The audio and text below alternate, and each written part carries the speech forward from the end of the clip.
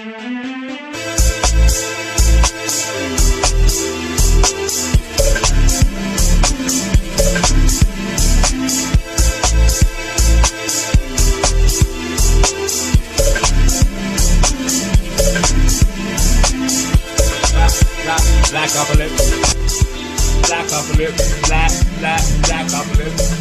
Yes, Nigel. Welcome to the Real Acronym Talk with the boss from the Blackopolypse. There is a special guest, Erica Hadley-Jarrett. Homework is done. She's the business owner. Well, she's the owner of the website pregnancybumpbox.com, which is basically a tailored trimester wellness box for pregnancies. Oh, Mr. Research. Well, actually, I've actually, not just that, but actually wrote some stuff down so I didn't look like a pleb this week. You know what I mean? Simon, man, boy, you got the Earth behind you, man. Yeah, I got the weight of the world on my shoulders, bro. You're on the space station, or what? I got the weight of the world on my shoulders, and I needed to take a breather, man. That's one pretty background. How did he? Can I ask you one thing though, Alstallio, before we carry on? Or this mic is the sound coming through this mic, or do you reckon it's coming through the audio? It's coming through the mic of the. Sure, because it keeps on saying come through. Look, I'm disappearing, bro. Come through with the audio. It keeps on saying computer audio. Look, I can disappear. Hang on. You got a green screen. You got a green screen. No, I ain't got it yet. You can just mirror the thing, so it just works like this. We want one of them posts. No, you just download the thing, bro. You just download it. I'll tell you where to get it from in a sec. You just download it. What? I've tried it before, man, but I couldn't do it on my computer. It was saying I didn't have the. My computer's too old for that, man. I gotta upgrade. That's what I'm saying. Why won't let me do it? I want one pretty background. Love it.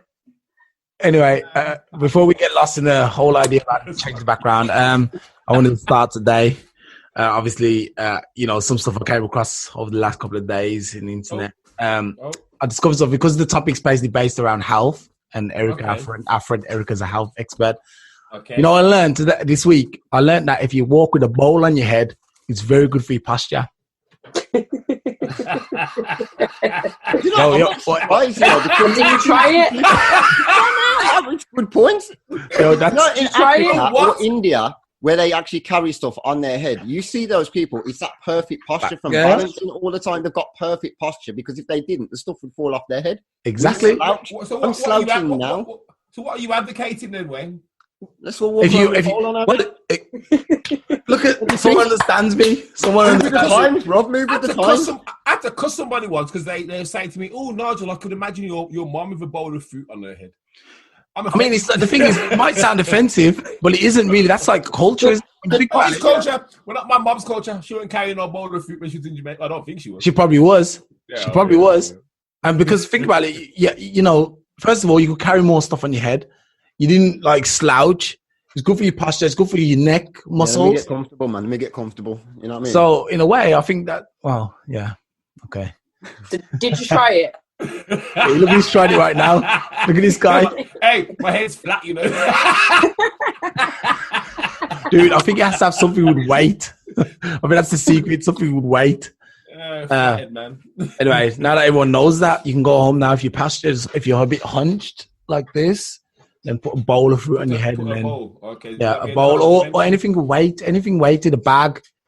Didn't they used to train young ladies with books on top of their head? Yeah. Models, I hear that models use this form of training too. Yeah. When they're modeling, it brings up the chest.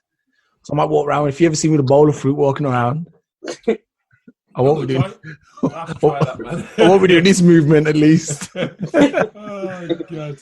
The next thing I want to talk about is I wanted to tell you guys about. I came across a post, and I'll post it in our group about the KKK in Richmond, Virginia, posing as police officers and rounding up obviously black people. Yeah. And then I was thinking, when you think recently. Yeah, they were just caught yesterday, a couple of days ago. Yeah, only the people in the neighbourhood who actually caught them, though. Yeah. So, have they been arrested for impersonating? Yeah, they've been arrested. They caught them, man. But you think about it, them guys are desperate, ain't they? they're dangerous, man. That's proper scary, man. Think about it. You get pulled over by a police officer, and you're thinking to yourself, okay, these guys are really police. You never really ask to see a police officer's badge, do you? You never like, give me your badge. They're just like full on. You're aggressive. Yo, slide out, and you're like, oh, okay, I'm gonna get shot here. And then they put you in a van, and then you just disappear, and you vanish. Mate, that's cold, mate. That is sneaky, man. You vanish. Yeah, they do. That makes you wonder what's gone on and Absolutely. how many people have gone missing. Yeah.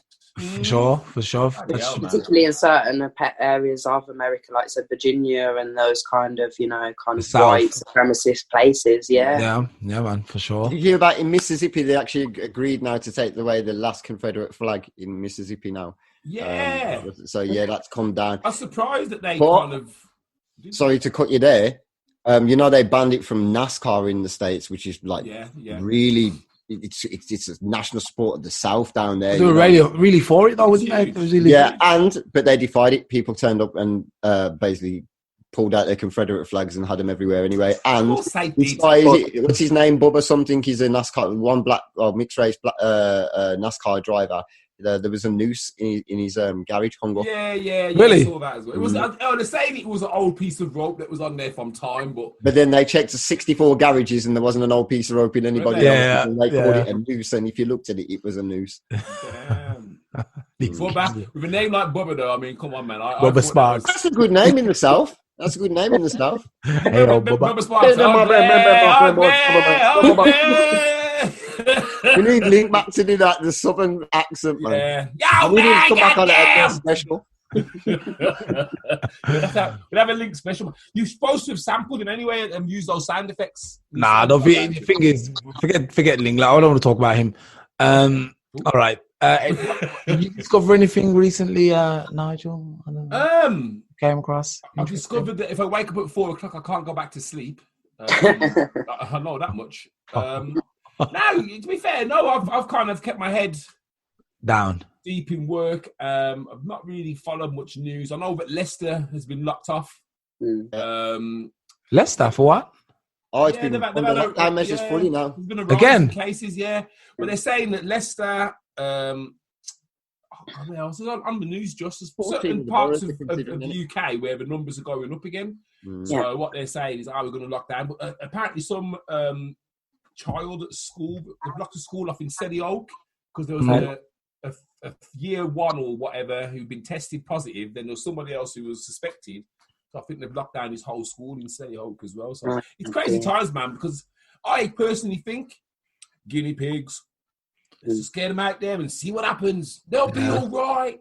They'll be all right. As long as they're not BAME. As long as they're not over 70. As long as they ain't got no diabetes or asthma or heart disease or hay fever or it's Russian roulette, mate. That's what it is. Take your chances, man. It's as simple as that. Take your chances. You need to weed out the weak, innit? What do you think about that, Erica? What do you think about all this craziness? I think that we're living in quite a messed up world either way. I suppose what concerns me out of all of this is the legislation and laws that have been passed as a result of COVID. Yeah. And kind of what that means for our future, for the future, for the children. And what really have they got planned then, if they can actually change our civil liberties. So some of the things that I read was that you can be held now against your will. You could be tested if you're suspected of COVID. This includes children under the age of 18. Some of the laws that have been passed, including the Mental Health Act, are changed. Just very, very, very worrying for the times that we live in, really. Yeah. I think the thing to worry about as well, it depends on which side of the fence you're on as well. In terms of COVID or whatever you say, the way it's going at the moment, they're talking, obviously they've got these therapeutics that they're looking at, that they're looking to bring out in America. Obviously it's costing people money already. It's not free for people, and that's their insurance system. I don't want to go into that. But over here, I guess we're going to start using these therapeutics and stuff as well. But a vaccine is still some way away. Now, some people have quite blatantly, because I listen to a lot of stuff from the States. I know in the States, they're saying 70% of people have said that they'll take the vaccine when it comes. And 30% have point blank said, I won't take this vaccine. And then basically to achieve herd immunity, they reckon if only 40 to 70% of the population take it, if it's at 70, they're likely to get herd immunity, and it'll be a safer thing for everyone. At the 40-50% margins, it's not likely to give people herd immunity, which just means there'll be a cycle of the disease going round and round. So it's something, I don't know how that will apply over here, but I know a lot of people who said they won't take the vaccine. COVID's going nowhere. All COVID is, it's flu on steroids. Yeah. It's like, every year we get flu. Every year they give us a jab. Well, they give them a jab. Every year they give you a jab and they still get flu. Every year we get flu and people still die. So for me to say, yeah, man, we've just brought out this vaccine. Oh, it's a 1 month old. Oh, so it's been tested. Oh, no, I have that, man. I am taking that. We're gonna let you vulnerable people, you can have it first. And then what we'll do, we'll assess and we'll do our research and our white papers. And after a couple of you die, then we might stop issuing it, do a little bit more research, then we'll test again. No. I ain't no one's guinea pig. I'm having nothing. No. They are going to try and force it on us. They are going to say, oh, you can't go this or do that. I'm fine. If I can't go back to the country because I ain't got no vaccine, I'm going to make sure I take one more holiday before it becomes compulsory. And I think that's what it will be, is like you said, trying to enforce these laws of change to try and help them enforce the vaccine when it does come, which is a really hard one for me because I don't have, I live for travel. Yeah, me too. So I don't know what. We're going to find out more about that. I'm not taking no vaccine though, so but what does that mean for the future, even potentially? I don't think the actual thought of, I'm making a stand here. I'm taking a stand here, but I'm really not going to go to Thailand, or I'm not going to go to Brazil, or I'm not going to go to these exotic places again, or I don't know if the UK alone is going to keep me going. I feel like it's a waiting game almost. Like, let's take that vaccine. In fact, that's probably it actually, because what you're going to do is say, listen, this version 1.0, I ain't dealing with that. I'm waiting until we're on version 3.0 or something. Maybe I've got 12 months or 18 months in me. Yeah, I think to be fair though, I mean, in terms of when they bring out new medication, I'm sure the scientists say it's got to be at least 3 to 5 years of testing before they release it on the public. So for me to rush this through, when I don't even know how it started anyway, and they're saying, he yammed the bat. All right, whatever you say. Well, how can they then bring something out and say, it's going to be all right? Because this feels to me like it was something that went wrong. So who's to say the vaccine won't be the same thing? Yeah. And then to choose a community and say, we'll test it out on you guys first. Of course. I just want them to go, we're going to test this out in Sweden. Or something. I know. Iceland. Ireland.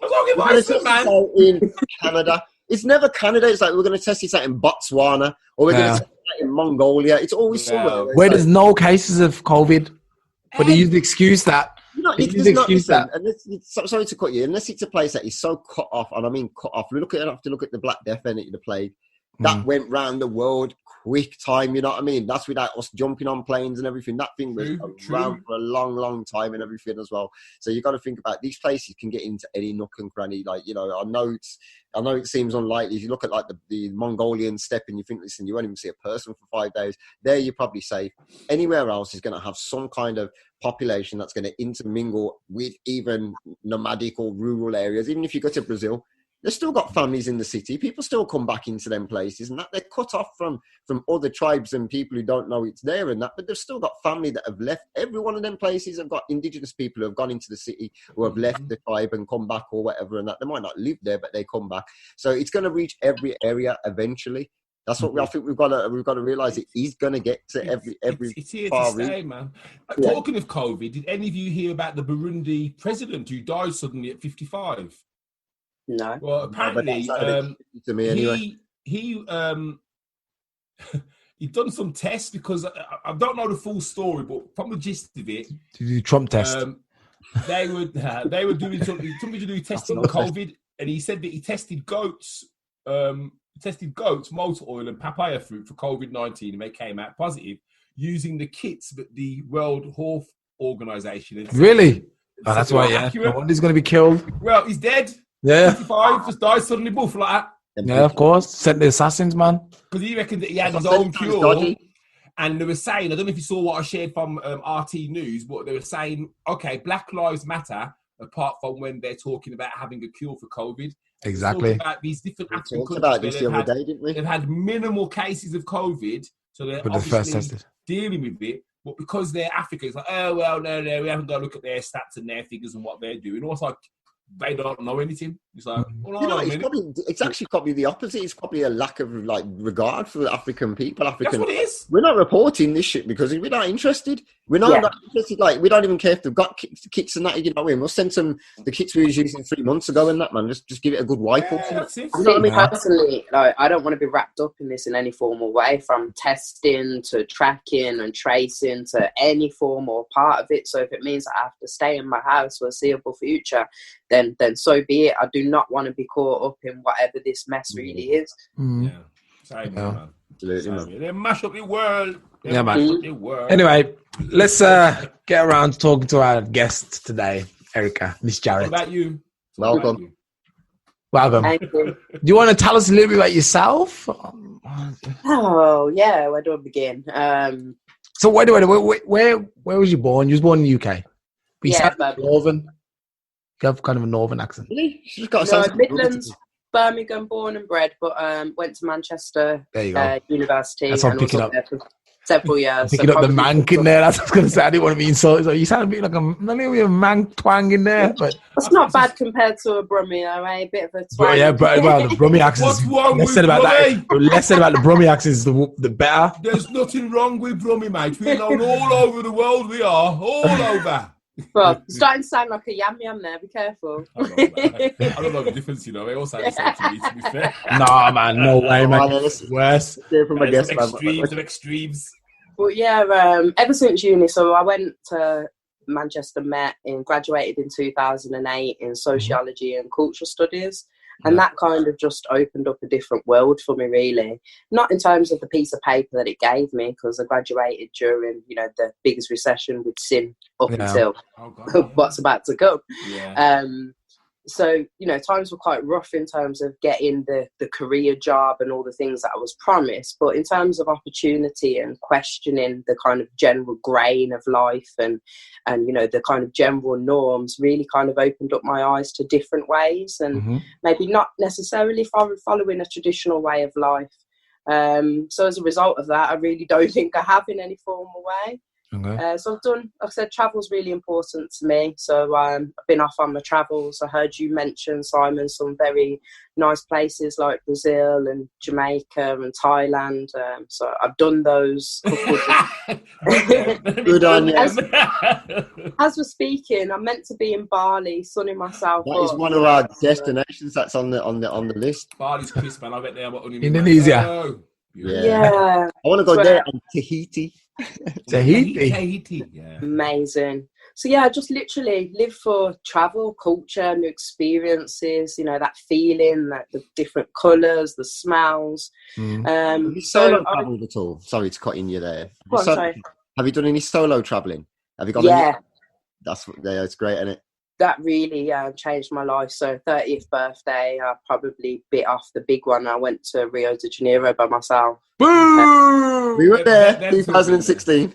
Did I go? No, did I go? Was he with you? You went after you went 2017 as well. Did I go separate with you or did we go? No, because when you left and I was alone. You went to Salvador. I stayed in Rio. Okay. Oh, yeah, okay, yeah. How long did you go for, Erica?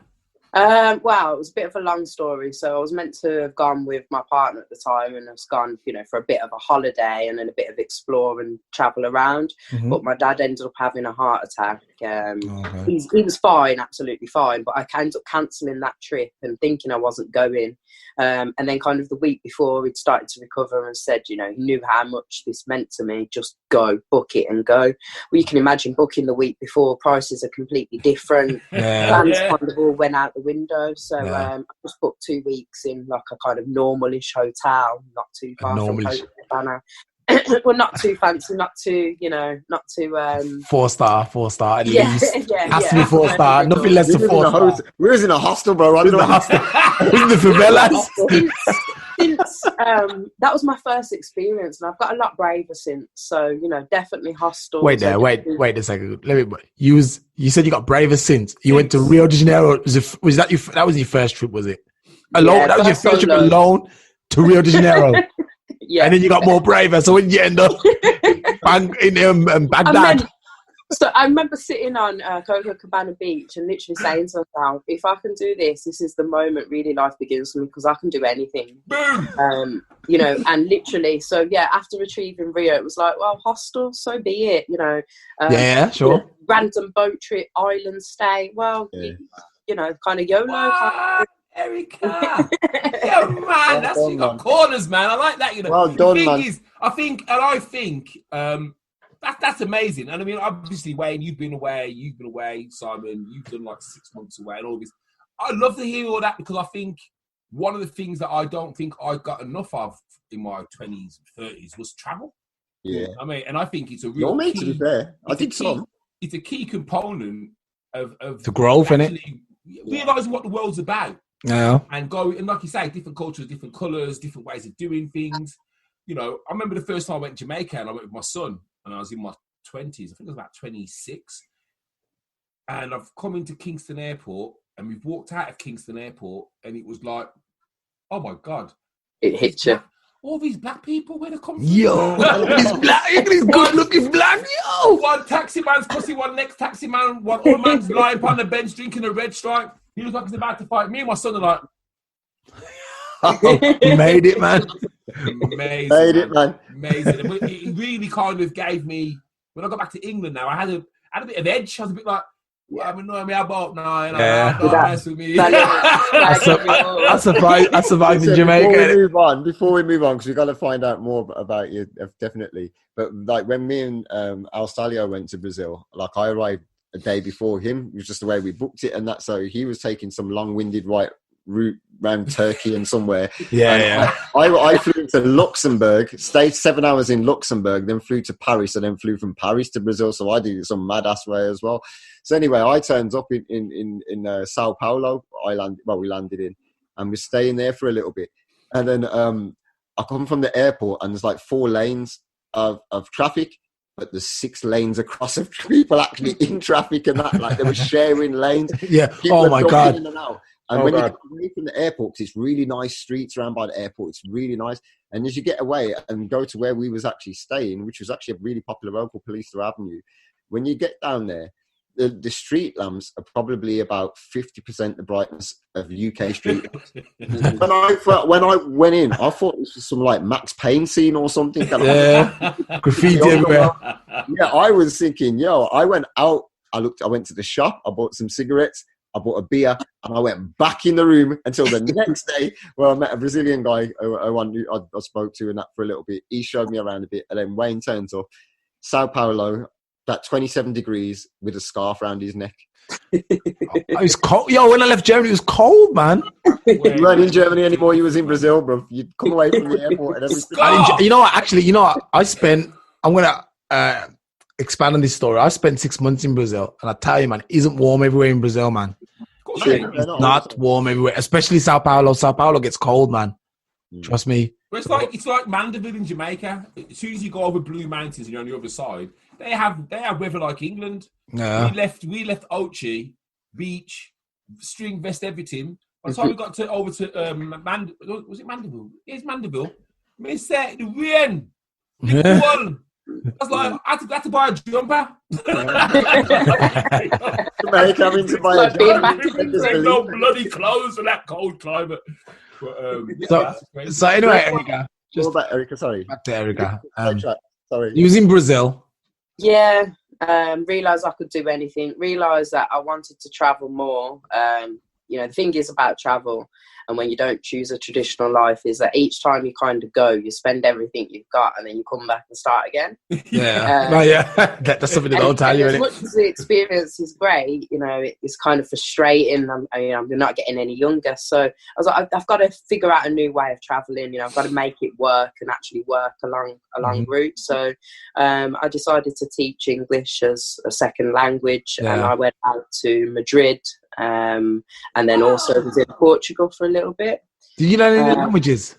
Wow. I speak a little bit of Spanish, but I understand more than what I speak. Falo Portuguese. Portuguese is shocking. No. I think what confused it was being in Spain and then going straight to Portugal, and it just completely confused the two with the similarities. And it was like, if I start really paying attention to this, I think I'm going to lose everything I've lost with Spanish. And that's my language really that I want to learn. Learning it the other way. Yeah. Well, not even just that. They'd call them the romantic language or the romance language. It says French, Italian, Spanish, Portuguese, etc. Yeah, so like, I think it's definitely, if you was learning like a German or that kind of like language, it's constructed a lot different, obviously, to the Spanish and Portuguese and stuff. So I think it is easy to mix those things up. Yeah. I wanted to study Italian. I would love the Italian language, but I thought, no, I'm studying Portuguese. I'm not going to do that. I'm going to get Portuguese like wrapped up, and then I'll move on to Italian. And then move on. Yeah. Definitely. Although the Spanish thing's taken me a lot longer than I'd hoped and anticipated. Imagine. Forever. Which part of Spain were you in? So I've been in Marbella and Malaga, but when I was teaching English, I was in Madrid. And how did the Spanish find you? Because I had a friend who went out there and he had a bit of a real bad experience. Were they accepting of you, a person of colour? Did they kind of embrace you? No problems, no issues? In Madrid, yeah, I was okay. I wasn't alone. I was with my partner at the time, and I had a good kind of small social network there already. Right. I also took what I call my fur baby, which is a very cute little Pomeranian. So I think having him at my side kind of breaks the ice for anything. Right. Yeah. And I think I spoke about this a lot recently with the whole Black Lives Matters and everything that's happening. I was on another podcast, and I said, I think as a female, I've had it a lot easier. Oh, yeah, you will do. You know, so I think the experiences of when my brother's come over to Madrid and when my dad's come over to Madrid have been slightly different to actually when I've been by myself. Yeah. However, generally in Spain hasn't always been positive experiences, but Madrid itself, I can't complain too much. But then maybe I'm a romanticist and try to just remember the good and kind of.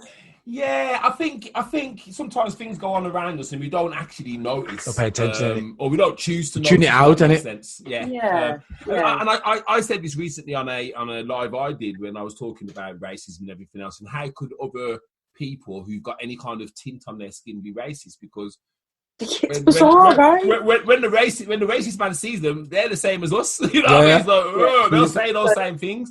And exactly. I don't know if you saw what I sent in the group the other day, but did you know that the Moors, the Arabs, the North Africans had conquered Spain for almost 800 years? Yeah, told you that. Because of their technology. They had more universities in the Spanish region they conquered than the whole of Europe had in the whole of Europe. I think there was 2 universities in the whole of Europe, and they had like 12 in, the reading, the writing, the amount of things they learned from these guys. But this is history that hasn't been told. I've had to wait till I'm 40 to find out that, hold on a second, you Spanish people, you're black people, really. Yeah, exactly. North Africa. People don't like saying, especially all that black people. All the same. Black people. So where is your favourite place that you'd say that you've been, or what place opened your eyes probably more than anything? Nice question. Good question. It's got to be Rio because it changed my life. Oh, that's why I wanted to move to Brazil. That's why I went. Brazil flag behind me, man. You know what? Like, Rio had been a dream for so long. You know, one of those things that you don't even know ever will actually happen and what it's going to be like and why it was even a dream to me. My heritage is Jamaican. I don't know why I became so obsessed with this place and. Well, I do. It was from watching The City of God. There you go. What a film! What a a brilliant film, man. Yeah, man. It's not the kind of film that should make you like want to go visit a place or fall in love with a place necessarily. But for some reason, I saw past, the bad bits. And one of the things that attracted me to Brazil was the variation of colour. Yeah, that's why I wanted to move down there because I didn't want my children to be raised in a place like Germany where they'll be discriminated against because my kids obviously mixed race or biracial. I thought I got to get my family to Brazil so they're mixing around the people who look like them. Yeah, but there's just so many different variations of you could be white, blonde Brazilian, and dark skinned black African looking Brazilian. But don't people of a darker shade still have it. Yes. If you go, in Brazil. That's 100%. Absolutely. I'll tell you one thing that, and I bet you notice this yourself, Erica. When you're over there, like blackness is beautiful over there. So that's what the first thing I'm going to say. Black, so natural, isn't it? So natural. Like black girls have their hair out big and bushy. Yeah, man. That's what everyone does because they just have to worry, conform to stereotype or worry. I mean, some of them will lax their hair and stuff like that, but nobody's judging them by them being. You know, from having African roots or having been black. Now, the difference is, like you say, which is the same pretty much everywhere. The way whiteness is viewed is what the problem is for black Brazilians, because it's not the fact that black Brazilians have necessarily been trampled on, even though they have. It's the fact that there's this infatuation, as there is much, other parts of the world as well, much as there is in other parts of the world, where whiteness is just like, it's glorified almost, where a lot of people, even darker girls in Brazil, do skin bleaching and stuff like that. The lighter skinned people walk around with more confidence. I'd say almost an arrogance. More opportunities. I'd say they actually come in with some kind of arrogance at times as well. And I think that me and Alstallio, straight away, we didn't do it intentionally. I went there thinking, oh, these beautiful Hispanic-looking girls, these Latinas. And I'll be honest, within 2 seconds, we're getting to know them, there was a couple of nice people, but I found they were so arrogant in the way, and it is almost like I'm a social, it reminds me of the caste system, much like India, where it's like, I'm this caste, so, I don't even have to look in your direction, and they carry that around. But with black people was so engaging, whether they spoke English or not. The difference between Brazilians and anywhere else is that they won't get frustrated at you for not speaking Portuguese. They'll just talk to you, innit? They will talk to you. If you don't understand, it's fine. They will smile. They will try and work a way through. They'll try and mimic something, that was like charades or whatever. It's beautiful. And the black people in Brazil, to me, are what really made Brazil the experience it was. Can I just expand on that a second? What I realized when I was in Brazil, because my wife's obviously German. Mm-hmm. So when we went to Brazil and they found out that I was English and she was German, they didn't care about me. They were like, "You're German. Wow." And they really would bend down to her and she was like some god. And I was like, the Germany's messed up the whole world. And they didn't care. They didn't care. Hey, they love German people. And it was like we did. I mean, not me, but the English, the British did as well. But it was really amazing to see. I was like, oh, but you look like me. What's so special about her? And it was really this European worship that they're having, been brainwashed with. My wife was just really even when I said, I'm, no disrespect, I'm better looking than my wife, innit? Are you going to say that? You're a different man. Look, man, nah. You can always tell if your wife is dating up or down, and I'm just better looking than my wife. Now listen to me. I got this leads to something cool. See how we look first. I have to look. The saucepan's coming around. Anyway, so and I'd be like, and then they'll say our kids will be like, the kid's so beautiful.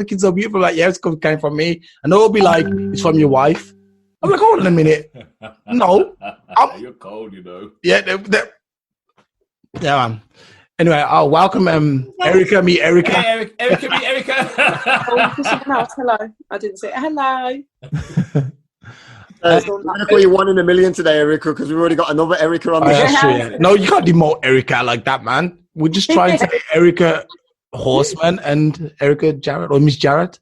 There you go. Miss Jarrett. You sound so posh, man. It sounds southern, like Southern American. We had Najima Smalls on a couple of weeks ago, and all he kept saying was Miss Smalls. Yeah. And I started saying it, and at the end, all he did was Miss Smalls, Miss Smalls. I'm like, oh my God, that sounds so polite. I don't mind. We'll get that out of you, don't worry.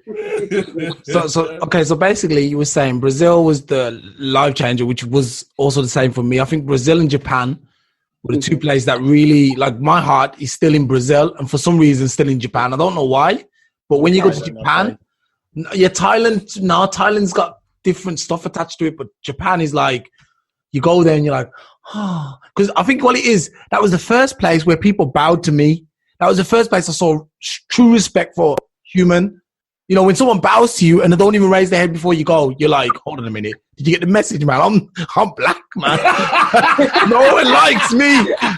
You're not supposed to bow to me. You bow to everybody else, Japanese, European, but the black people, let's go. You know, you do find that, because when I went to Bali, and I've said this to many people, the most friendliest people I've ever come across in my life, they could not do enough for me. Mr. Nigel. Yeah. Mr. Nigel. Honestly, I could have stayed there for 6 months and not even come back home. I don't even think of England. It's the first time I've been away and not wanted to come back.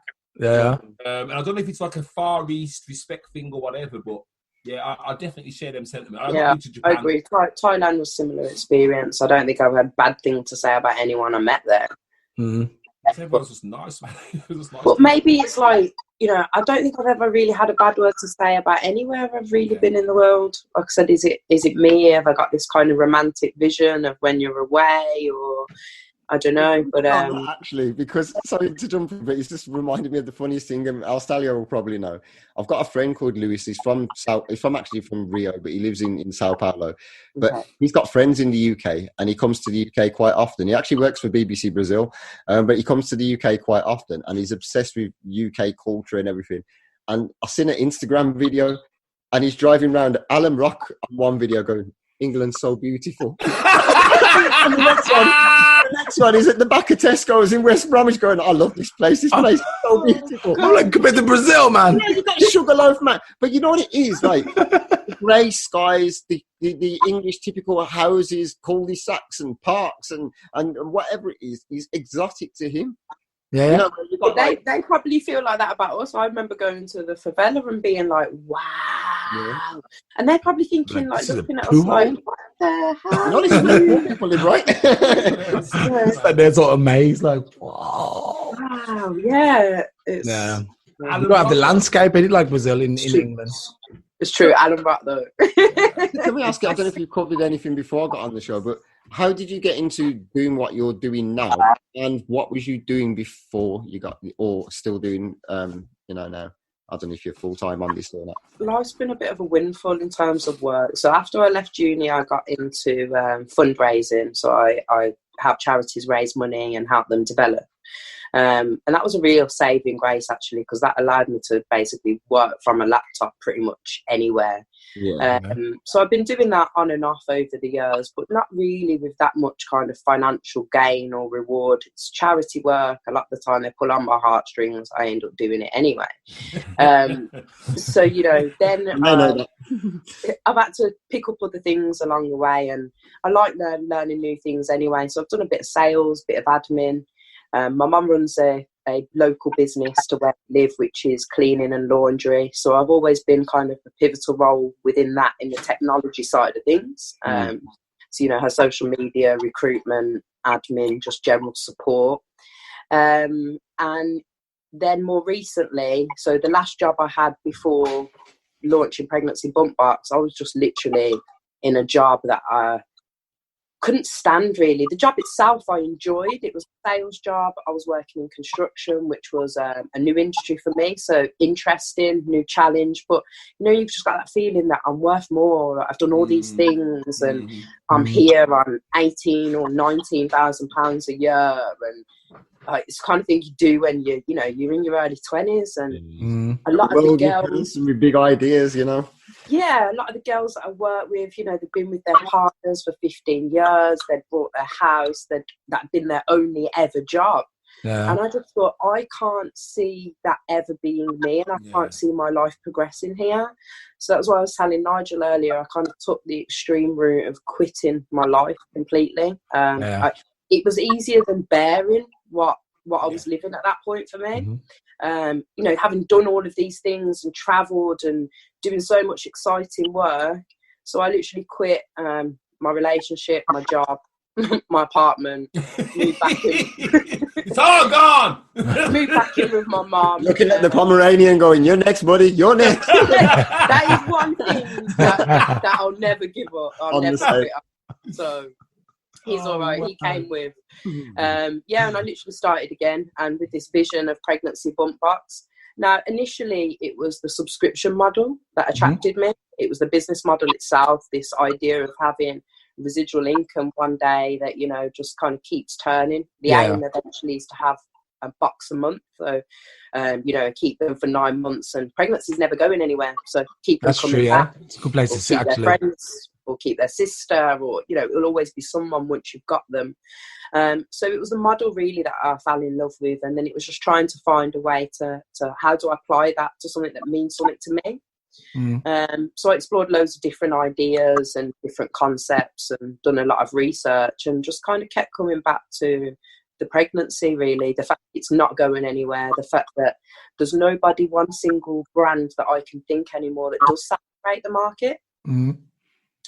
If we take out the one well-known brand that is Johnson's, not skip around the bush, which I think personally is questionable. Some of, you know, I know they've made a lot of changes in the UK with some of their items, so I can't quote, you know, what exactly is in them right now, but I know over the years a lot of their items have been questionable, and besides them I can't think and associate one particular brand with pregnancy or pregnant women. And when I was asking this question amongst friends and people, nobody could really answer, particularly when mother care went as well.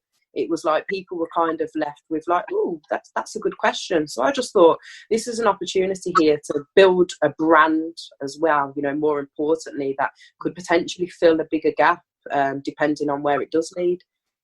Okay.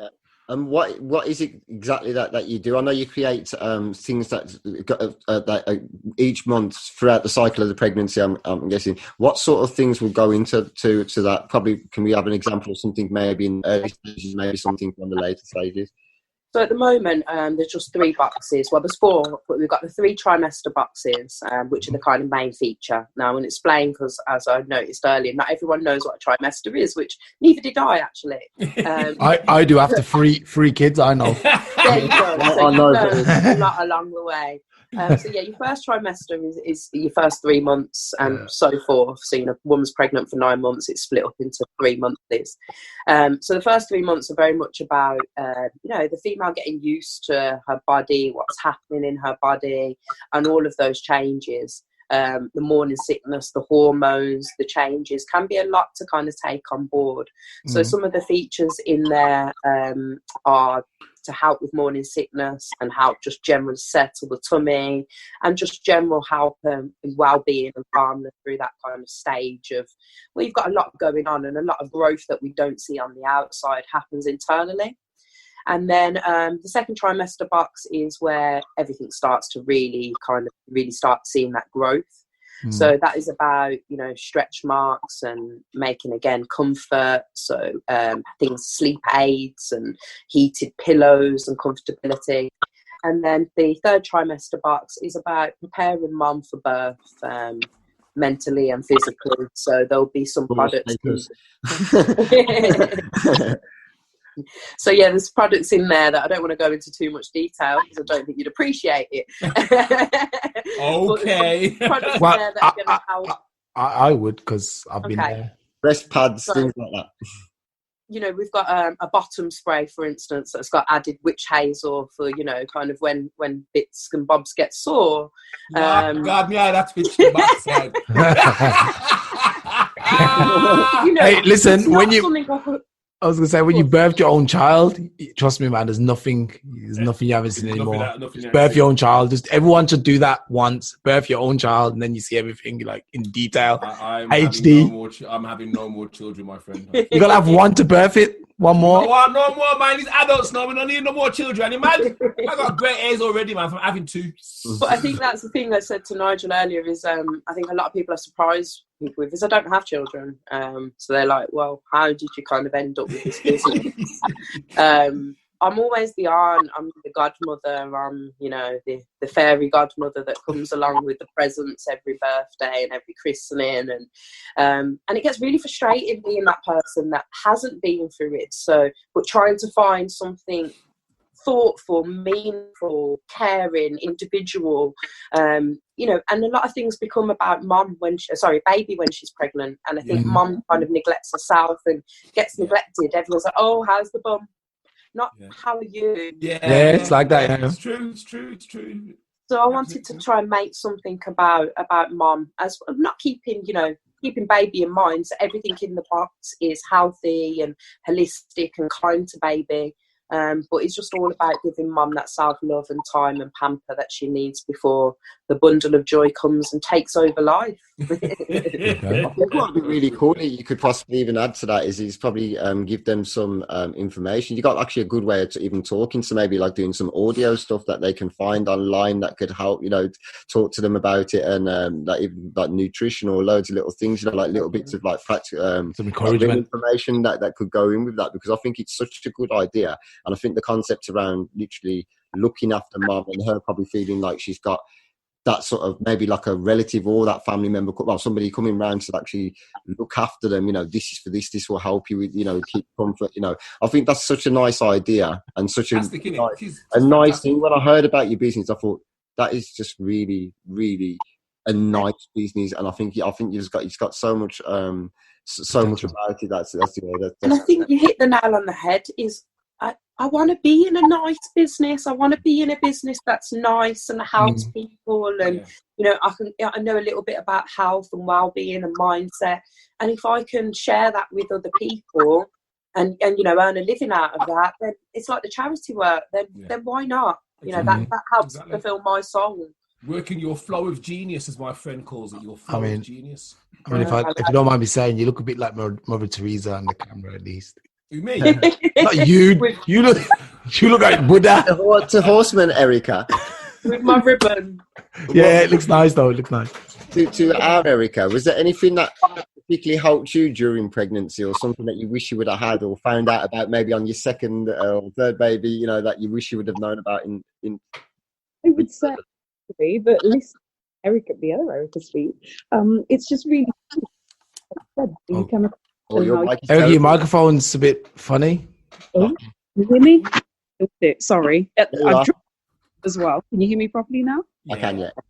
Yeah. Sorry, because I've dropped this phone also. Oh my God. Me and technology are not friends at all.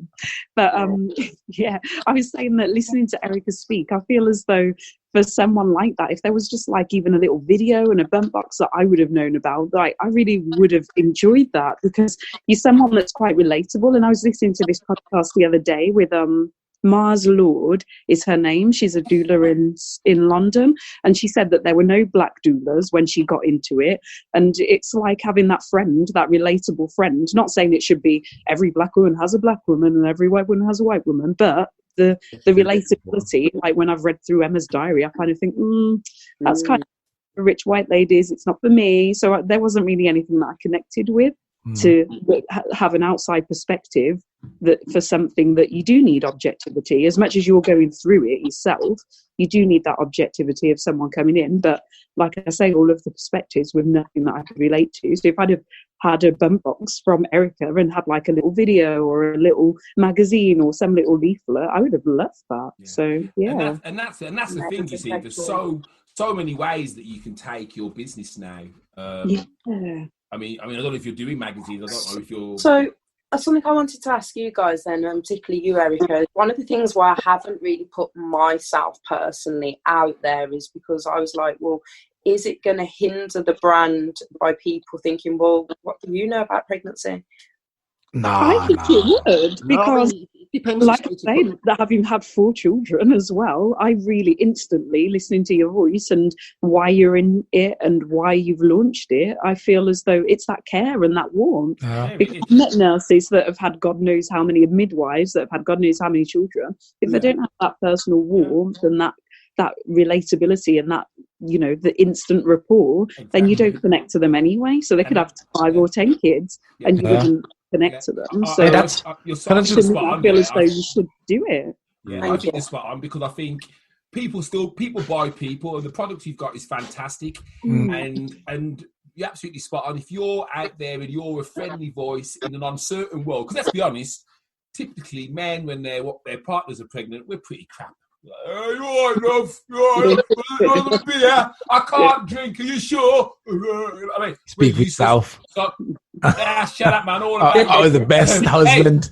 I was a 90s father. Anyway, yeah. So I I think you coming across in an educational video or talking about how this natural product that you're using and it's better than using this alternative because it doesn't contain these elements and these chemicals, I think that would come across really well and just kind of help to present very well. So I would use yourself as the kind of the spokesperson. The brand still sits behind you, but you can be the voice of that brand. I think, Erica's spot on there when she said that. I think that's really... Thank you. And I really like the point that you made about Emma's Diaries. Thank you. I'd be really... about not being relatable to, ethnic women. I'd read through the info that was there for the baby, but then essentially I'd just zone out and just be like, it doesn't connect with me at all, so no point. Now is your time. Now is the time. I feel like this is like massive potential for growth, and I just wish. I think you should. Yeah, I think you should just obviously just have a look at what you got, because what you've got is so great. I mean, like Erica just said, or Nigel actually just said, to describe a bit about what's in the box, about how it affects mum and baby. Like I say, talk about the trimesters, so that the stages that people are going through, I think could be amazing. And if that was just even like a 1 or 2 minute video, like audio or something that's just left up like you do when you pin a post on a Facebook post, and just leave that there. And maybe have one actually for each trimester. Yeah, actually, like logo of the business. Couple of videos. You can share them all everywhere. What happens then? People are like, who's this girl talking about boxing? Oh yeah, where she's from? And they follow you back to they follow your breadcrumbs back to wherever you are, and that's where they see the glory of what it's all about. Yeah. You really could accelerate that. And the good thing about that is that you talking about residual income, making that far away from getting. To get in the big box. I think, Mum, like you say, pregnancy is like some of the few industries that we've got. COVID taught us a lot about things that won't stop even in the midst of a pandemic, and that's much the same with pregnancy. People who were caught up 3 or 4 months pregnant when this outbreak started, or was here in February, March, or that, still have to go through the pregnancy. They're still going to have discomfort. They're still going to go. It's like, it's just like you say, what you've done is there's a circle that it's just not, it's never going to end. It's the same as funeral directors, without being morbid. They're never going to end, because the cycle of life is going to continue. Your product as well during this time of crisis would have been a light for someone who's locked in. I can't come out my yard. I'm isolated. My pregnancy, my box has turned up. And there's some things in there to keep me positive and keep me motivated. Do you have any kind of support group for people to go to who are customers, maybe, who can give you feedback? No, but I think that needs to be the next step, is like to start some kind of Facebook group for customers to go and be able to support each other. Yeah. I mean, it could be as simple as if you was to send out your box, and then contained in that is a list of numbers for the local antenatal centre, your local supporting, say, mental health, local, whatever it may be. Little simple things, talk about, temperature norms or something like that, or things to look out for in each term of pregnancy. That could be something like indicators of, not you don't want to spook anybody, but, just things to watch out for, to be mindful of. I think just little tiny bits of information that you consider to be important throughout, like you say, the trimester, just on a small little leaflet. Like Erica said, that, like, it could be that, like, okay, I can put that on the fridge now because I've got these numbers that, if I feel like, if I'm a bit unsure about something, then that can lead back to the fact that you've provided that for them. Even the fact that it's got your website link on it yourself, or because Nigel obviously he works in marketing and stuff like that, and there's so many little, and I mean, you'll know, Nigel, it's the tiniest little things that you would have to do now. It's probably not as big as you think, where you're thinking, videos here, there, and that. You're not going to have to commit yourself to like that. You may have to commit yourself to 3 individual videos for each trimester, and maybe an introduction on your business or something like that itself, what it does, and then maybe just think of 2 or 3 additional things that you could put in your box, maybe stuff like, I don't know, when it's like a certain kind of bubble baths or something like, anything that again is wrapped around the idea of comfort or well-being or something, and then put a couple of info things in there. I think, even if it's got a 3D magnet with your bump box thing on it or something like that, just so people can have some kind of something to attach your name always with those things. And one of the niches that Erica's gone down is all very much natural products. I was going to ask if it was holistic product. No Laura sulfate, which we use in floor cleaner, foot cleaner. Vegan, vegan, shower gel. Yeah. It's all vegan and stuff then. All vegan. Yeah. I find that is where, sorry to cut you, and this isn't to say whites or blacks or anything, but that's why I think black people are very, very mindful. If you look at even like the way they cook back, Jamaica or Africa, and that it's very natural, it's vegetable stuff in the ground. It's we don't tamper with our stuff, we don't put preservatives in it to make it last longer and these kind of things. Even like your breads, everything. It's just one of the things I've made. One of the new suppliers I actually met through our Motivational Queens group when I went to the event in March, and she is actually a Caribbean lady that started doing magnesium and coconut products. And they are. I mean, I brought a basket for my mum because she suffers with arthritis, and I've been reading a lot about how magnesium, the benefits of using it. And my mum's been using it for a couple of months now. And, I definitely think there's been improvements in her joints and in her pain. And the products themselves are lovely. They're fresh. There's limited ingredients in them. And I generally love learning. I'm on my own journey at the moment. I'm doing a bit of influencing. I feel like so pathetic. And modelling. I feel so pathetic saying it because it's never really been my ambition in life, but I'm trying to use it as a platform for something positive. So I'm not, using fashion brands and makeup. I'm using things like sea moss I've introduced into my diet. Okay, sea moss, I've heard of that. Yeah.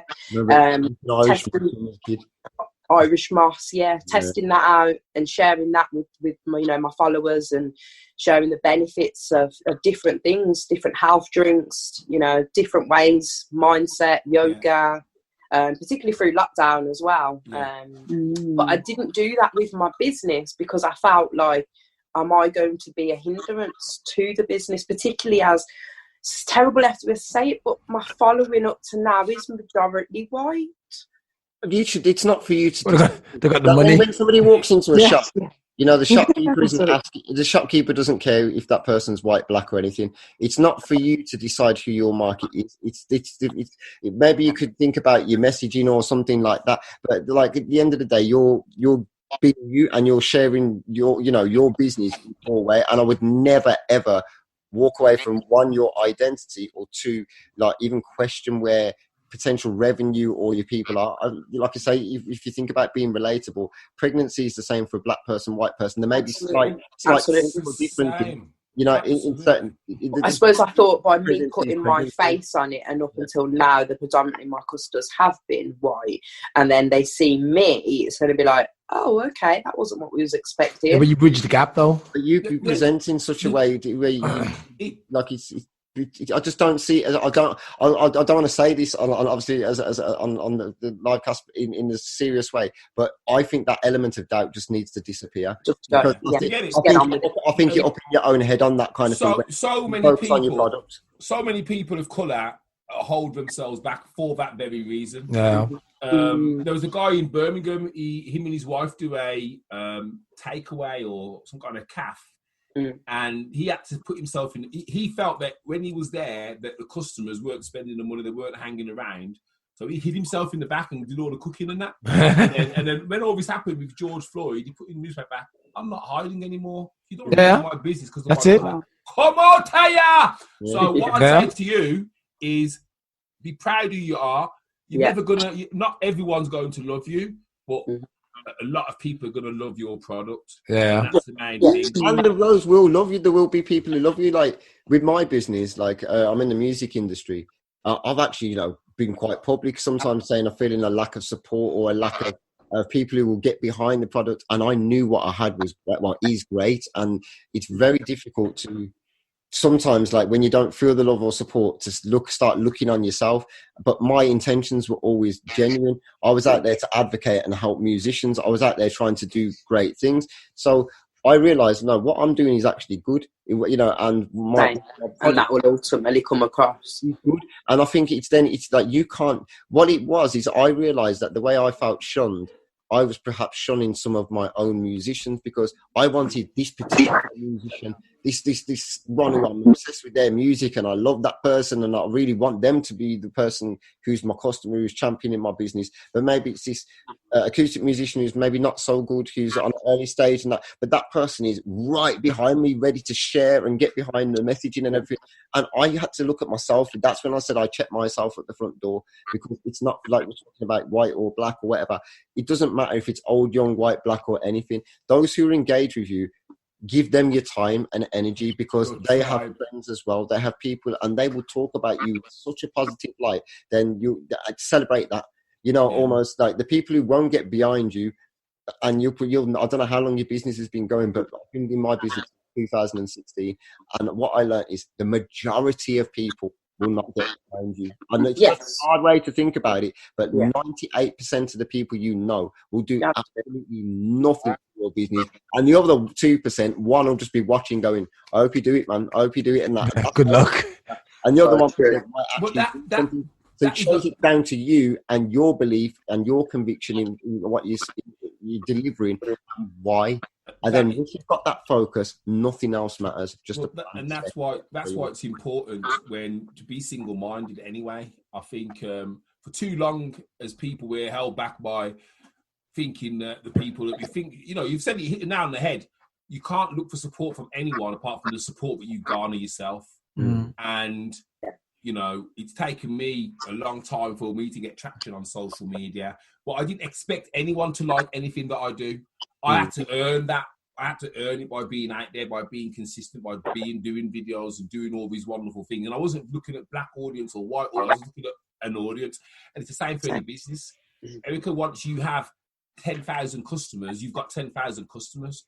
You know, they're going to have family. Their family are going to be aware. Tell everybody, a cycle of money coming through your business. You're going to introduce new products. You might introduce products for men alongside. You know what I mean? But obviously, because we spoke earlier, didn't we? And I said that sometimes men can feel a little bit left out of the equation as well, even though it's about mom. But is there something that you could introduce? You know, couples pack.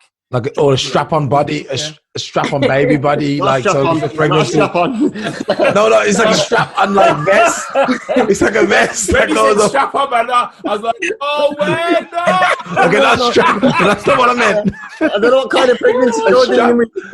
It's strap-on only, you know, related to sex, man. I'm not talking about sex. You got a strap-on. False belly. Okay, a vest. Okay, a vest. I'm going to edit that last bit. I'm editing it. We're going to move on. Oh, my God. No, I think, yeah, absolutely. I think, you know, like you said, in my own head, there was perceptions of me not being a mom. Well, how am I going to be received? And I really do feel like at this point in my life, it is holding me back, that I just want to scream and shout from the rooftops who I am, what I've got, what I can do. And if you receive it, you do. And if you don't, you don't. Because eventually, like you said, people will come along anyway. And I've more than proven that with my personal social media. Yeah. So, yeah, I suppose it's just getting the same confidence in business, isn't it? Just do it. And remember, Mary was a virgin and she delivered us Jesus. Remember, right? We've just gone through a period in our lives where we had no control over anything. So the parts of your life that you can control, backside control them, man. Control them, because tomorrow they could lock off the country again, and then we all got to get locked behind. There's nothing we can do about it. So for me now, it's about do what you need to do. Just do it. Don't worry about the little voice saying, "Oh, you don't want to." Just do it, man. Just do it. I'll be a bit more brutal than that. You know, the truth is, like, and I look at this again, going back into my industry. The truth is, you can be really good at what you do. You can have all sort of the tricks in your cabinet and everything like that, and someone can still come in and sweep and take your customers and come in with something bigger and better and everything.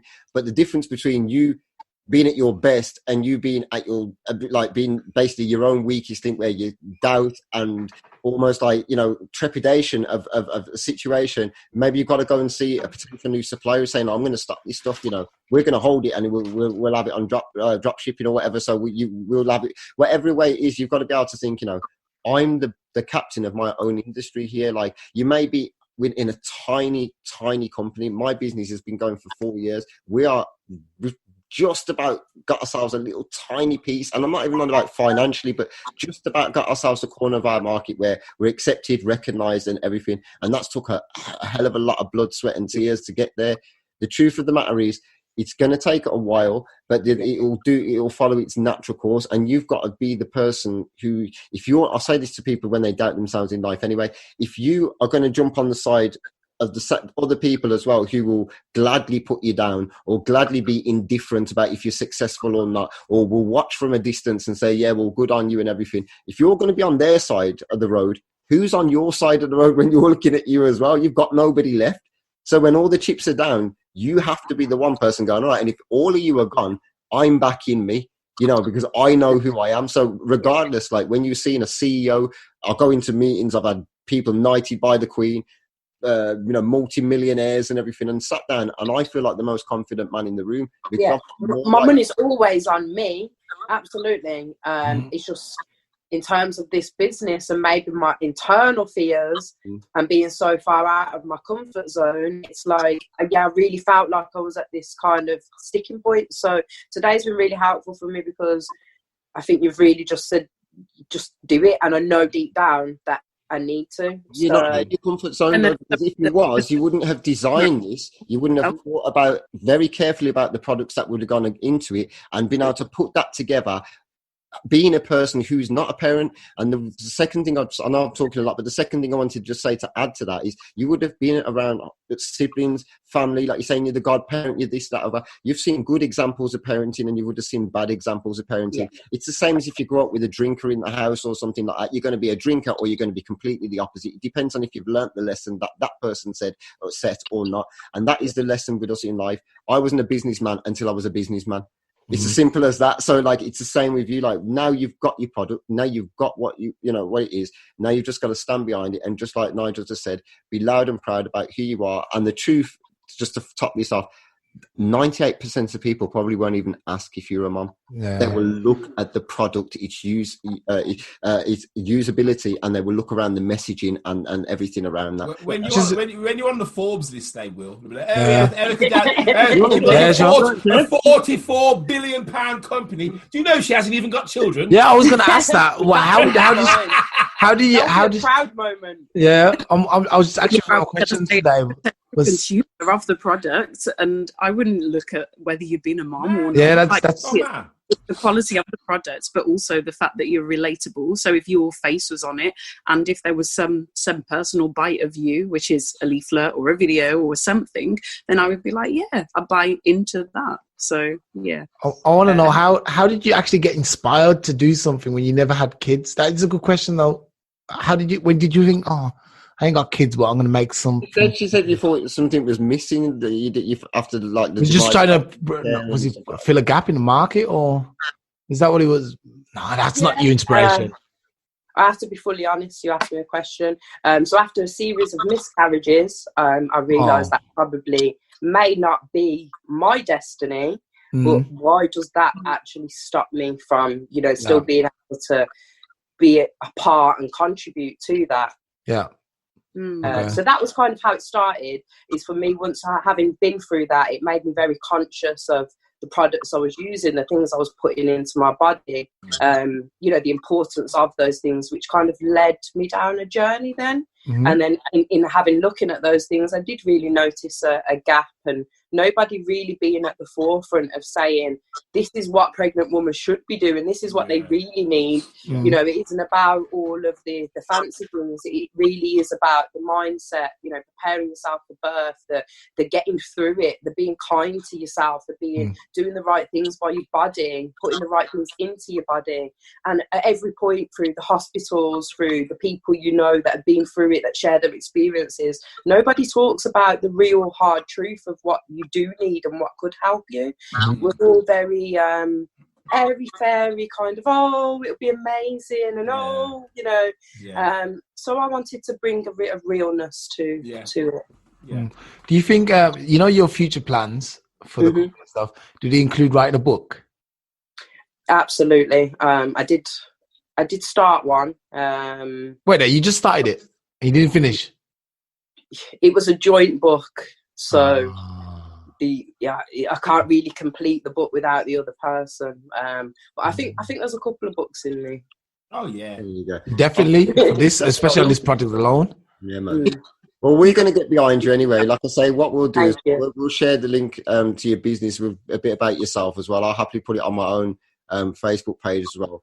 I really hope that, like I say, you like the way you're delivering this business as well is already really impressive. And like I say, the way the trajectory I can see is just skywards. And I think because of that, because of the usefulness of it, and because of how many people it will appeal to, and I think you're so relatable. Like, I think all of us have said it. I can't stress that enough. I think you're so relatable and so endearing that people will want to get behind you as well. And I think you've got to literally just back yourself 100% and be the face of your brand. And I told you, girlfriend. I told you. Thank you. Take it from me. I deal with a lot of people, so like I'm telling you now, like you have to be. There's no shame in not being a parent and having a business in parenting. You only have to look at government, where the health minister will be the defence minister the next week. Let's not talk about Donald Trump and you get in and you've got no experience. That's what I'm saying. You've got celebrity, Reagan, all these people who've gone into office and that who were actors and stuff like Arnold Schwarzenegger was the governor of California. They ain't got no experience.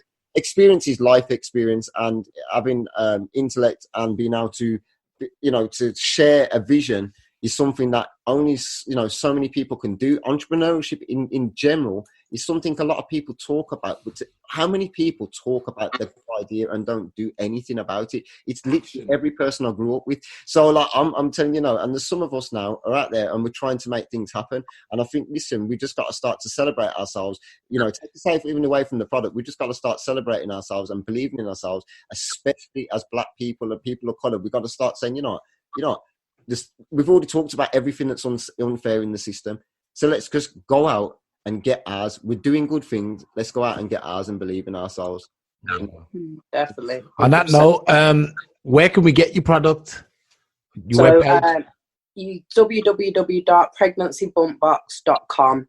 We're also available on Etsy as well.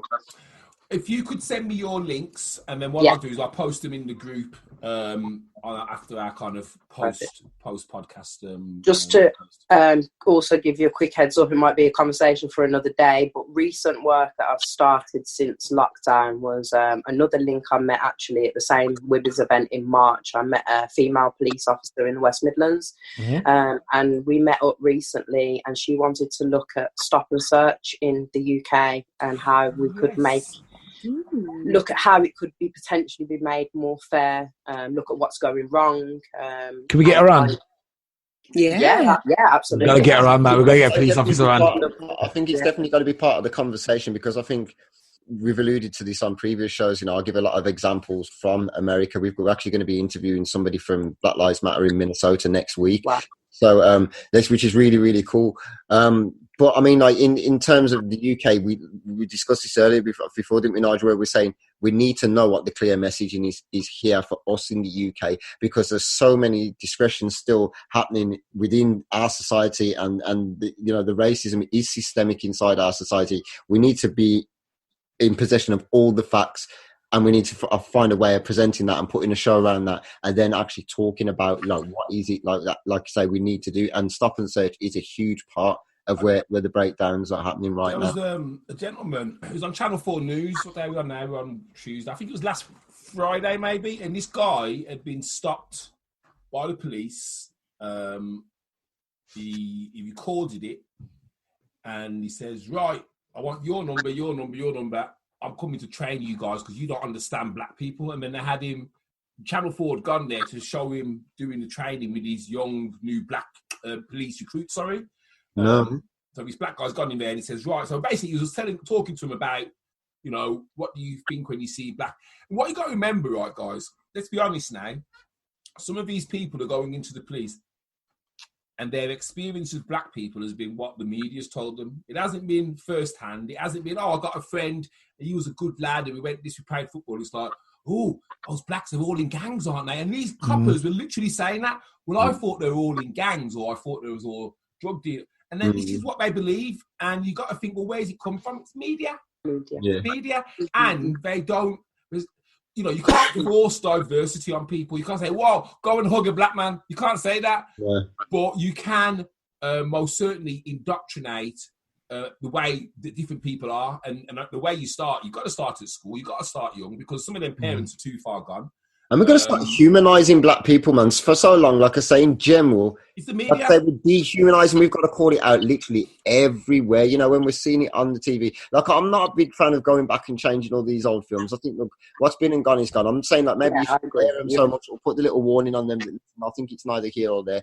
I think when we're looking at now, you know, the way that programs are made, and like, yeah, people are going, oh, everything's going to change now. Listen, we need to be culturally aware, because at the end of the day, we're always mindful of how we portray, well, you know, certain other races, especially the glorification of whites. And it's not, I've got nothing against white people. My mom is white, you know, I've got white family. But at the same time, we've got to start saying no. Not anyone, you know, there can be black characters on screen or whatever and that. But if we're always written up in a bad way, if the way they talk about us on the news is always derogatory, if the way that we're being stopped and searched, if the way is, you know, disproportionate, if all of these things are still happening, the same, like you said about the court system, white person and black person charged for the same burglary, beginning different sentences. Now we need to start looking into it and calling it out, and us as like reporters and that, talking about it on a more regular basis. Even stop and search, though, going back to culture, you know, as a black boy, when you get cussed by your parents, your lips long, your vec, you're like... So think about it, a policeman, and it's almost like fire hitting fire. And because the police when I've seen it, they tend to come at it with a cocky attitude of, we're the best, rather than, oh, listen here, sir, let's see if we can talk this.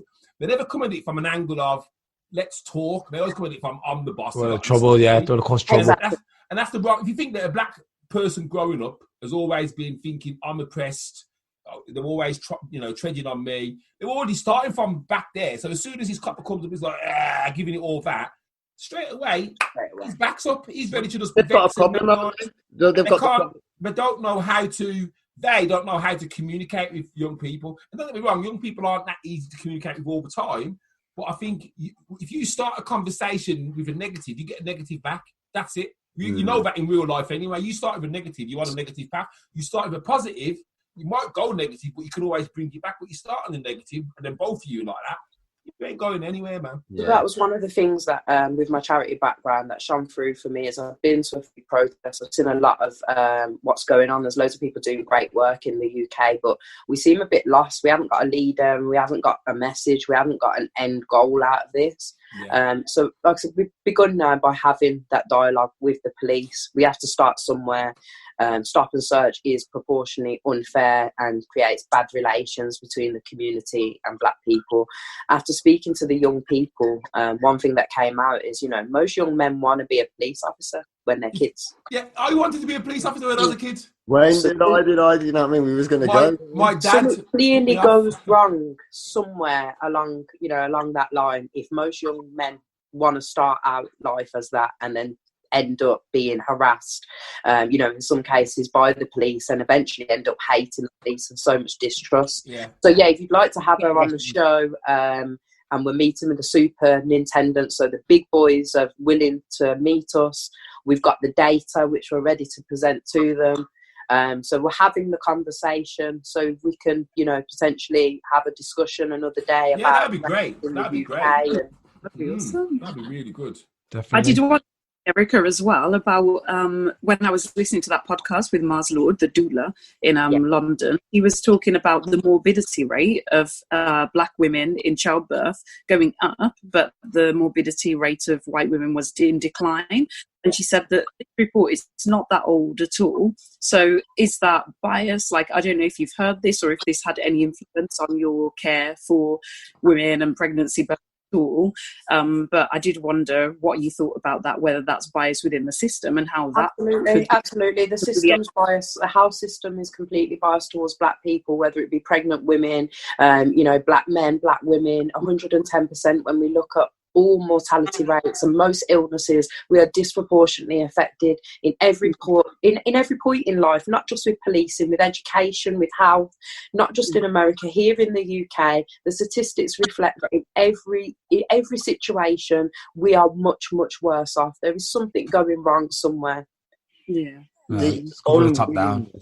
And I just don't know how that's going to be changed, because like Nigel said about the attitudes and coming from that side, and that, you know, being confrontational from that side, and the stereotypes, and then the stereotypes and the defensivity also, I don't know how it's going to come together. What your perspective was on that. One of the things I said is, you know, it took me a long time to learn my history. And for myself, I'm one of the lucky ones growing up as a mixed race person. It can be quite difficult sometimes, not really knowing where you belong, where you fit, and what your identity was. I was very lucky because I was taught both sides of my culture and understand them well. And as a result of that, I've really kind of embraced both sides and not been too affected.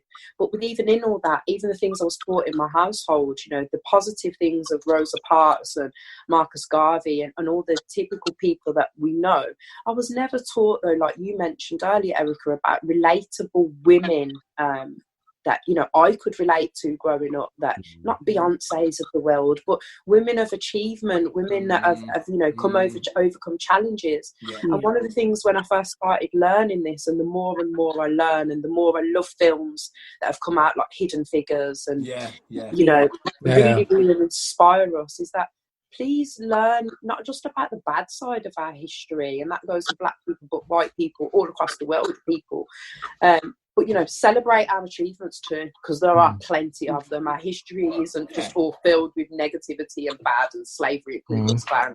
Like, I'm getting fed up with us being defined by these particular moments in history when there's been so many other great moments. There's been amazing Black civilizations I mean, you don't have to, in the world before Christianity. You know, there was, you know, look at the pyramids in Egypt, look at some of the temples in South America, some of the civilizations in Africa. They were in advance. You know, how could these people, if they were so savage, go to Europe and conquer Spain? Yeah. Actually, can I drop some knowledge on you? I'll tell you what it is actually. Here we go. Oh, you're reading his book, and he's got his new book. No, not that book. I haven't read that book, but I know it from other books I've read. What happened is, just the book over the shoulder. I'll give you a quick. There's a quick brief summary in it. What happens is that basically the Caucasians are mad at us because we kicked them out of Africa too soon. That's what it is, and that's why they're getting. Elaborate on that, bro.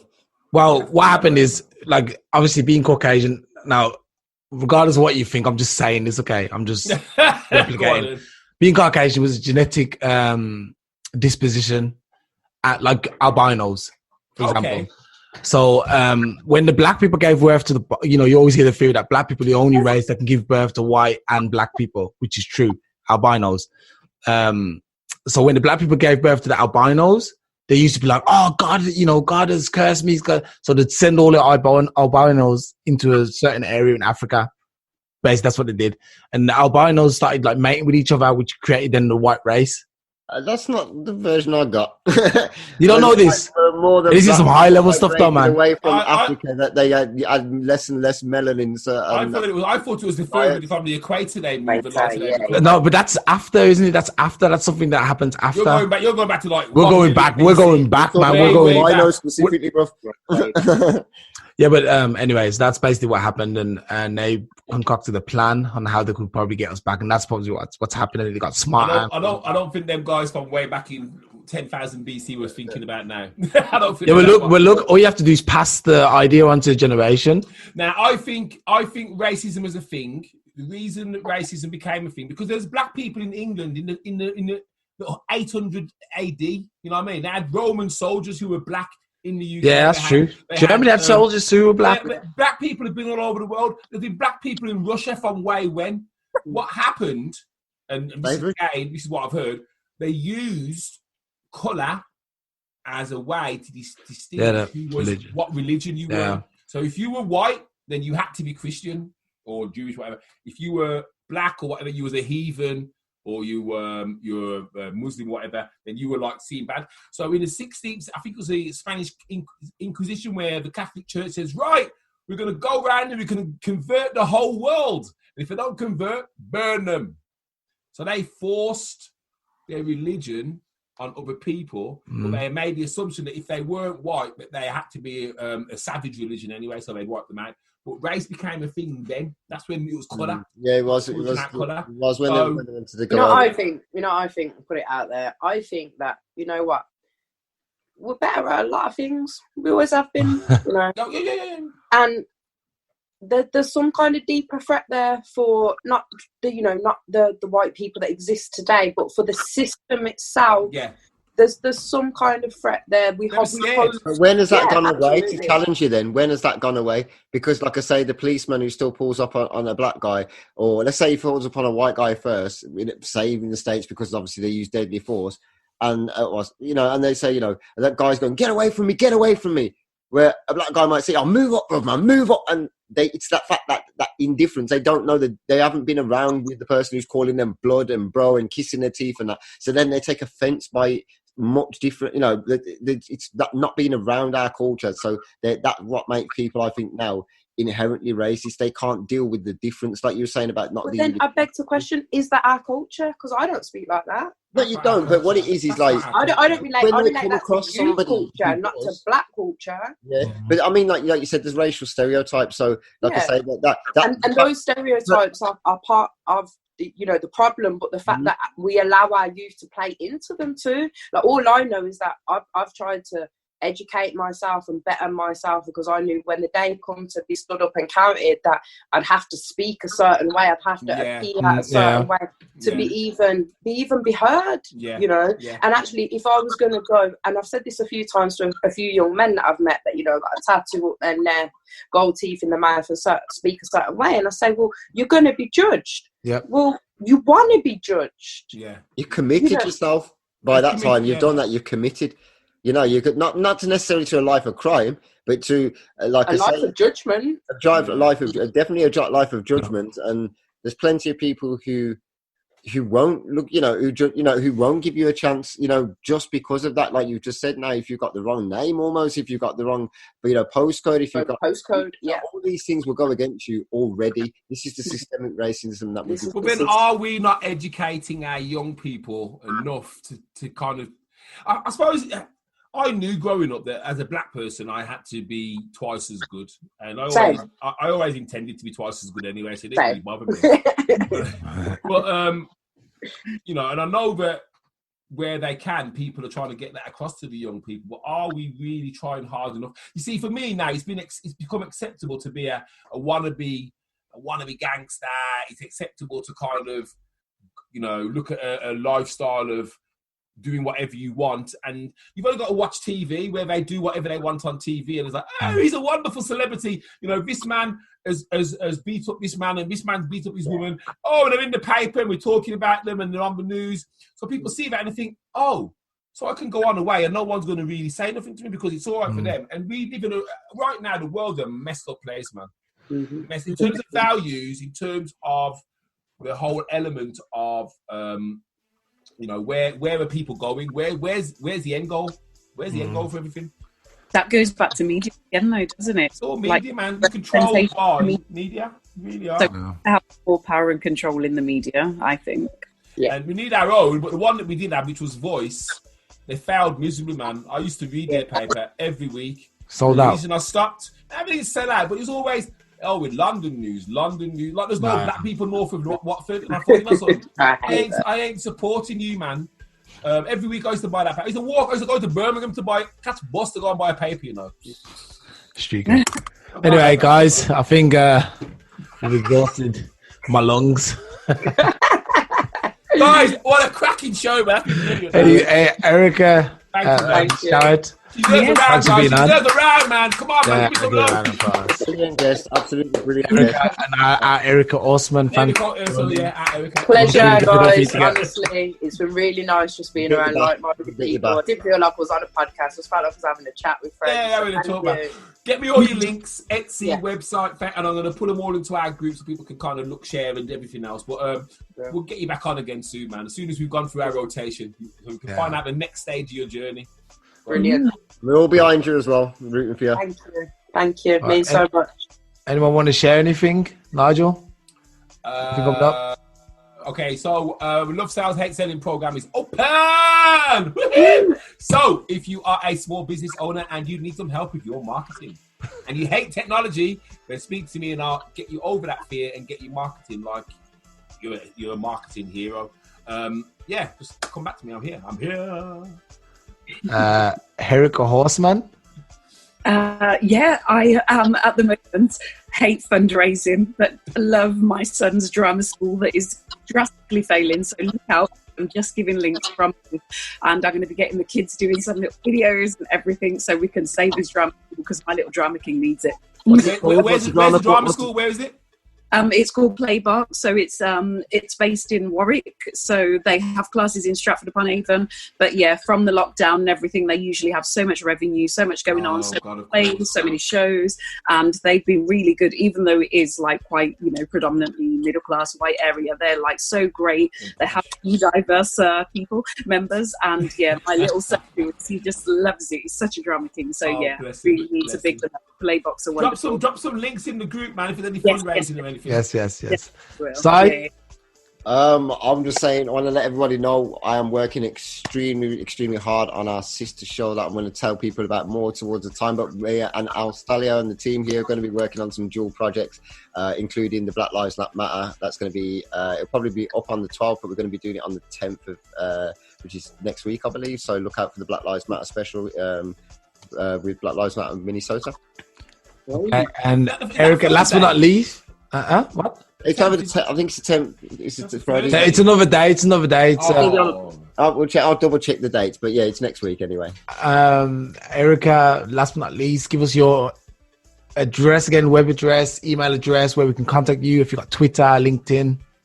So it's www.pregnancybumpbox.com, and I will send all the links across so you can add them to the group. Brilliant. All right, guys, keep watching, and I'll see you guys soon, man. We can go out to the music as usual. Yeah, man.